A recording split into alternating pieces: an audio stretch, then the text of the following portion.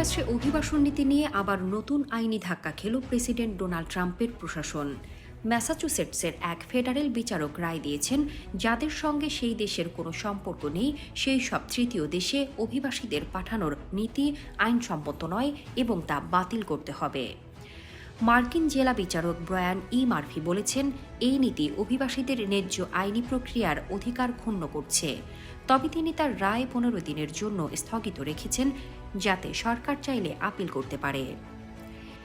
এই নীতির আওতায় কিছু অভিবাসীকে তাদের জন্মভূমি ছাড়া অন্য কোনো দেশে পাঠানো হচ্ছিল, যেখানে তাদের পারিবারিক, নাগরিক বা বসবাসের কোনো সম্পর্ক নেই। এর আগে একটি ফ্লাইট যুদ্ধবিধ্বস্ত দক্ষিণ সুদানে কয়েকজন অভিবাসীকে নিয়ে যায়, যদিও তাদের সঙ্গে দেশটির সরাসরি সম্পর্ক ছিল না। গত বছর ইউএস প্রশাসনের পক্ষে সুপ্রিম কোর্ট একটি অন্তর্বর্তী আদেশ দিয়ে বিচারকের আগের স্থগিতাদেশ সাময়িকভাবে তুলে দেয়।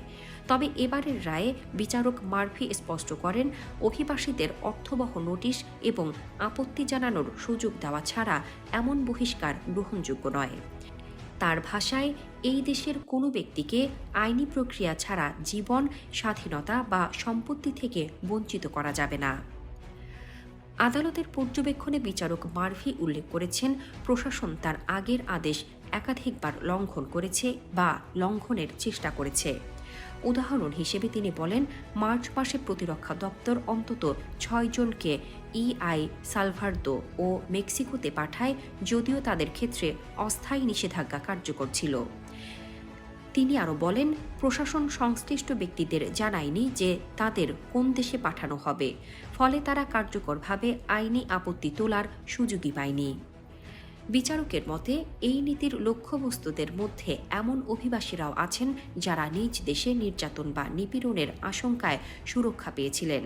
যদিও ইমিগ্রেশন কর্তৃপক্ষ জানিয়েছে, US immigration and customs enforcement এর তত্ত্বাবধানে মে মাসে সাউথ সুদানে পাঠানো 8 জনের বিরুদ্ধে যুক্তরাষ্ট্রে অপরাধের দণ্ড এবং চূড়ান্ত বহিষ্কার আদেশ ছিল।